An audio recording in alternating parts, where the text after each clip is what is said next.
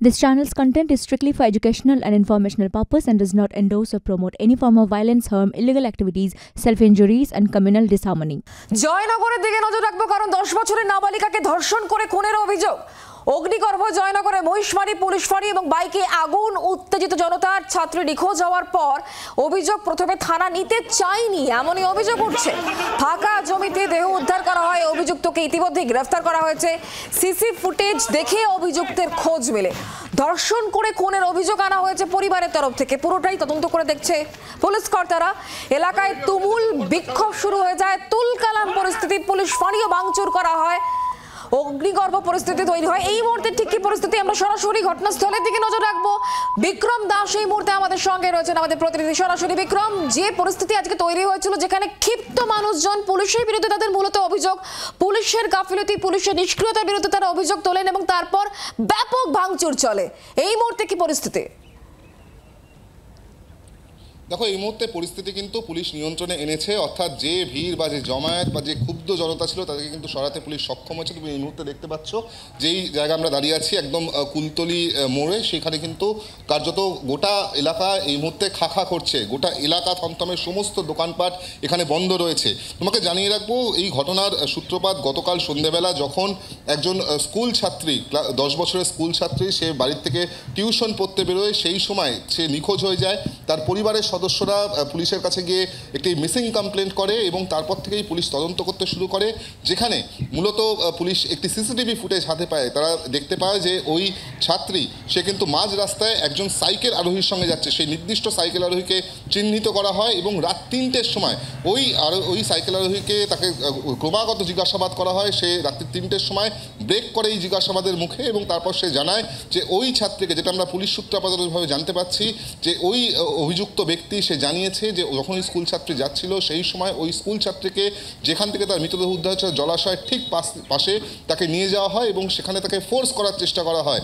ওই ছাত্রী বাধা দেওয়ায় তাকে মুখ নাক চাপা দিয়ে স্মদারিং করা হয় এবং তারপর তার মৃত্যু হয়। মৃত্যু ঘটার পর তাকে কিন্তু পাশেই একটি জলাশয় রয়েছে, সেখানে তার বডি ডাম্প করা হয়। এই খবর পাওয়ার পর পুলিশ ওই অভিযুক্ত ব্যক্তিকে গ্রেফতার করে এবং রাত্রি 3:30 নাগাদ নির্দিষ্ট ওই জলাশয়ের কাছে অভিযুক্ত ব্যক্তিকে নিয়ে যাওয়া হয়। সেখান থেকেই ওই ছাত্রীর দেহ উদ্ধার হয়। এরপরেই কিন্তু আজকে সকাল থেকে কার্যত অগ্নিগর্ভ হয়ে ওঠে এই এলাকা। তার কারণ যারা স্থানীয় বাসিন্দা এবং যারা পরিবারের সদস্যরা, তারা যেটা অভিযোগ করে যে ওই ছাত্রীকে নিখোঁজের খবর যখন পুলিশের কাছে নিয়ে যাওয়া হয়, যখন অভিযোগ করতে যাওয়া হয়, তখন কিন্তু পুলিশের তরফ থেকে প্রথমে এই ঘটনার গুরুত্বই দেওয়া হয় না, কার্যত পুলিশের তরফ থেকে গড়িমসি করা হয়, এমনটাই কিন্তু অভিযোগ করা হয় যারা পরিবারের সদস্য থেকে শুরু করে স্থানীয় বাসিন্দাদের তরফে। তারপরেই কিন্তু গোটা এলাকা অগ্নিগর্ভ হয়ে ওঠে, যেখানে একটার পর একটা পুলিশের যে গাড়ি, পুলিশের যে বাইক, সেগুলোকে ভাঙচুর করে অগ্নিসংযোগ করা হয়। সেখানেই শেষ নয়, একেবারে সরাসরি যে পুলিশ ফাঁড়ি রয়েছে মহিষমারি, তা কিন্তু ভেঙে গুড়িয়ে দেওয়া হয় এবং সম্পূর্ণ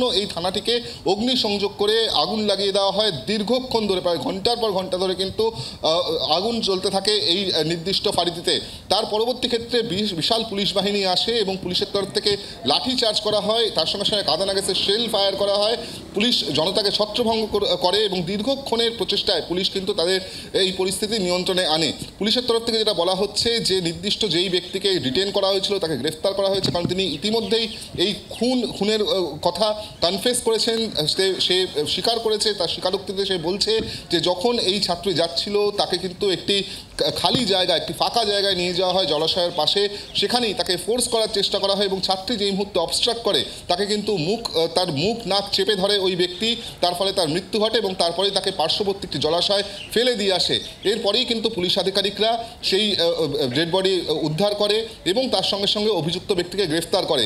অভিযুক্ত ব্যক্তিকে জিজ্ঞাসাবাদ করে গোটা ঘটনাক্রম কী ছিল, কীভাবে গোটা ঘটনা ঘটলো, তা জানার চেষ্টা করছেন তদন্তকারী আধিকারিকরা। ইতিমধ্যেই ওই ব্যক্তিকে আদালতে পেশ করা হয়েছে, যেখানে পুলিশ তাকে নিজেদের হেফাজতে নেওয়ার জন্য আবেদন জানাচ্ছে, কারণ তাকে জিজ্ঞাসাবাদ করে কিভাবে এই গোটা ঘটনা ঘটলো সেটা যেরকম একদিকে পুলিশ নিশ্চিত হতে চায়, অপরদিকে কিন্তু ছাত্রীর দেহ ময়নাতদন্তের জন্য পাঠানো হয়েছে। ময়নাতদন্তের প্রাথমিক ওপিনিয়ন আসলেই পুলিশ নিশ্চিত হবে যে কিভাবে এই খুনের ঘটনা ঘটেছিল, কিভাবে তার উপরে নির্যাতন চালানো হয়েছিল, সেই সমস্ত বিষয় কিন্তু পুলিশ আপাততভাবে স্পষ্ট হতে পারে। একদিকে এই ছাত্রীর যে অভিযোগ, যেখানে ধর্ষণ এবং খুনের অভিযোগ, তার ভিত্তিতে যেরকম তদন্ত করা হচ্ছে, অপরদিকে কিন্তু পুলিশের ওপরে হামলার ঘটনা, সেখানে এখনও পর্যন্ত আইসি সহ মোট 12 জন আহত হয়েছেন, গুরুতর আহত হয়েছেন। ঘটনার পরেই কিন্তু পুলিশ সুপার তিনি ঘটনাস্থলে এসে পৌঁছান এবং তারপর থেকে কিন্তু গোটা ঘটনার তদন্ত শুরু করা হয়েছে যে কিভাবে এই গোটা ঘটনা ঘটলো, শুধুমাত্র এই ব্যক্তি নাকি আরও কেউ যুক্ত আছে সেই সম্ভাবনাও কিন্তু খতিয়ে দেখা হচ্ছে। আপাততভাবে পুলিশের তরফ থেকে চেষ্টা করা হচ্ছে যে এই যে অভিযুক্ত ব্যক্তি তাকে জিজ্ঞাসাবাদ করে গোটা ঘটনাক্রম স্পষ্ট করার, রিকনস্ট্রাকশন করার। ইতিমধ্যেই যেটা আমরা জানতে পারছি, ফরেন্সিক বিশেষজ্ঞদেরকে রিকুইজিশন দেওয়া হয়েছে, তারাও এসে নমুনা সংগ্রহ করবে আগামী 2-1 দিনের মধ্যে, এমনটাই কিন্তু পুলিশ সূত্রের খবর।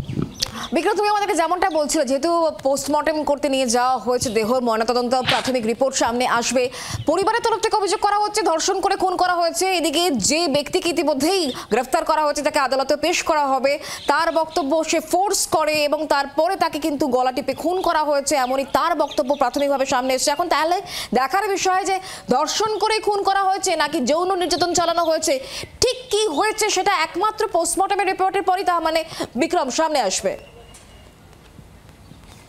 একেবারে একদিকে যে অভিযুক্ত তাকে জিজ্ঞাসাবাদ করে চার্জের স্টেটমেন্ট পাওয়া যাচ্ছে বা যে কনফেশন পাওয়া যাচ্ছে, সেখান থেকে পুলিশ যে তথ্য পাচ্ছে সেগুলোকে কিন্তু অটোপসি সার্জনরা আজকে যে ওপিনিয়ন দেবেন সেগুলির সঙ্গে করবোরেট করে দেখা হবে। অর্থাৎ এই ব্যক্তি সে একা ছিল নাকি একাধিক ব্যক্তির সঙ্গে এই ঘটনার সঙ্গে যুক্ত রয়েছে, সে বিষয়টা যেরকম খতিয়ে দেখা হবে। গোটা ঘটনাক্রম কী ছিল সেটাও কিন্তু পুলিশের তরফ থেকে খতিয়ে দেখা হচ্ছে।